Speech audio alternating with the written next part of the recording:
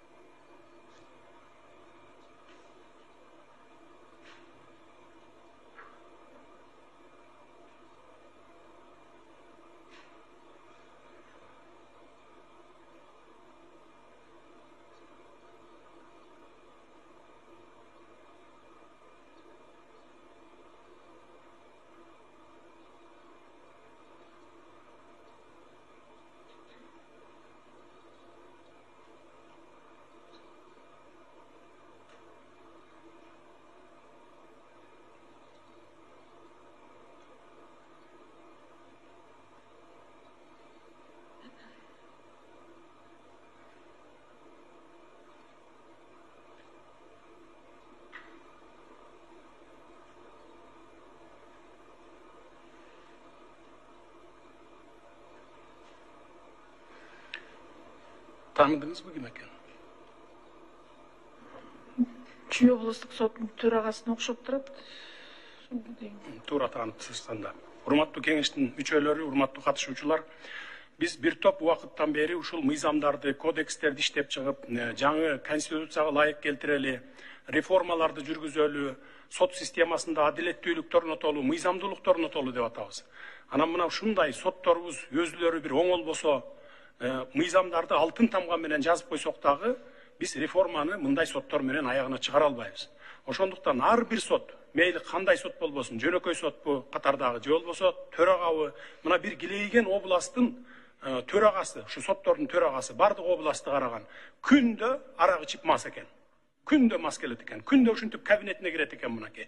Анан ушундай соттор менен биз кантип реформа жүргүзөбүз? Ошондуктан урматтуу жогорку соттун төрайымы, тазаланыңыздар.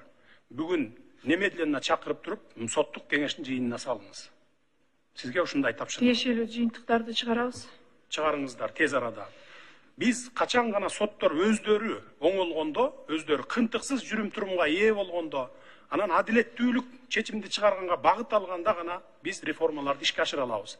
Болбосо мен дагы бир жолу айталаймын, мыйзамдарды алтын тамга менен жазып өткөрүп алып туруп, соттордун алдына коюп берсек дагы биз мындай соттор менен реформа жүргүзө албайбыз.